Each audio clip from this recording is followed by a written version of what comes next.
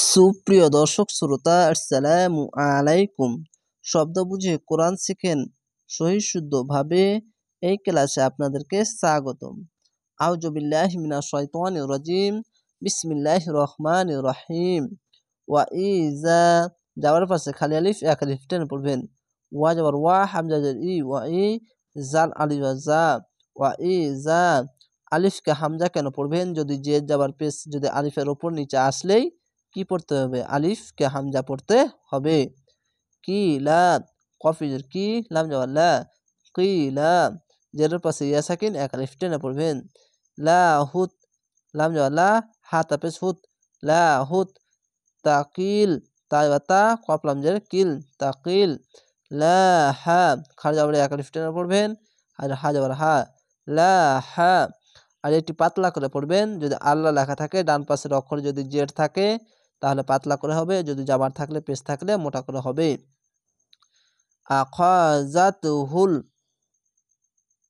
হামজা যাবার আ, খয়র খ, আখা জাল তাজবার জাত, আখাযাত হা লাম পেশ হুল, আখাযাতুহুল।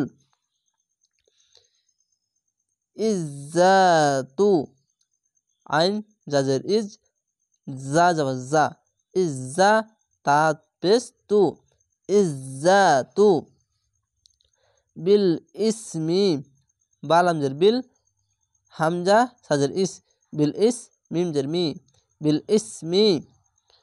ফাহাসবুহু পেশের পরে উল্টা পেশে এক আলিফ টেনে পড়বেন। ফায়ার ফা, হা সিনর হাস, ফাহাস বা পেশবু, ফাহাসবু হা উল্টা পেশ হু, ফাহাসবুহু। যা এখানে যা, আর এখানে কি হবে? ওয়াজিব গুন্না হবে। দেখেন নুনের উপরে তাসদিদ, এখানে দেখেন নুনের উপরে তাসদিদ থাকলে ওয়াজিব গুন্না এবং মিমের উপরে তাসদিদ থাকলে ওয়াজিব গুন্না হবে। এই দুটি হরফে ওয়াজিব গুন্না হবে। জাহান্নামু, এ মু না বলে জাহান্নাম এভাবে মিলিয়ে পড়তে হবে। কেন? তো আছে থামতে হবে, তার জন্য এই শেষ অক্ষরটি এই শব্দের শেষ অক্ষরে সাকিন দিয়ে নাম এভাবে মিলে মিমের সঙ্গে মিলে যাবে। জিম যাবে যা, হা নুন যাবার হান, জাহান, মিম নুন যাবার মান, জাহান্নাম। ওয়ালাবি হামজার উপরে যদি সাকিন থাকলে একটু ঝোঁক মেরে পড়তে হবে।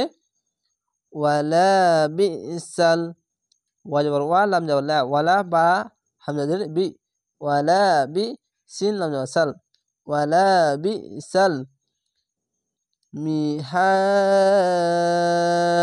এখানে কলকলা হবে। কেন কলকলা হবে? কলকলার হরফ দেখেন, কলকলার হরফ 5টি। দাল দালের উপরে সাকিন, জাল জালের উপরে সাকিন, জিম জিমের উপরে সাকিন, বা বায়ের উপরে সাকিন, তয়ের উপরে সাকিন, কফ কফের উপরে সাকিন। তো এখানে দেখেন দাল আছে, দেখেন দাল কলকলার শব্দ, কালারগুলো দেখেন। এখানে পেশ আছে, তো এখানে আয়াত আছে, থামতে হবে, তার জন্য এই শব্দে শেষ অক্ষরে সাকিন দিবেন, 3 আলিফ টেনে পড়বেন। যাবার পাশে খালি আলিফ এক আলিফ টেনে পড়তে হয়, আর শেষ অক্ষরে সাকিন দিলে 1 2 3 তিনটি অক্ষর 3 আলিফ টেনে পড়বেন, মাদ্দে আরজি হবে। মিহা যাবার হা, মিহা দাল পেশ দু, মিহাদু, মিহাদ। এভাবে আশা করি আপনাদেরকে বোঝাতে পেরেছি। এভাবে ক্লাসগুলো দেখেন, ইনশাআল্লাহ পবিত্র কোরআন কোথায় থামতে হবে, কোথায় গুণনা হবে, বা কি নিয়মে পড়তে হবে, বা আল্লাহকে পাতলা করে পড়তে হবে কি মোটা করে পড়তে হবে, এই বিষয়গুলি আপনারা স্পষ্টভাবে এই পবিত্র কোরআন এই ভিডিওর সাহায্যে শিখে নিতে পারবেন। তাহলে ভালো থাকেন, সুস্থ থাকেন। আসসালামু আলাইকুম।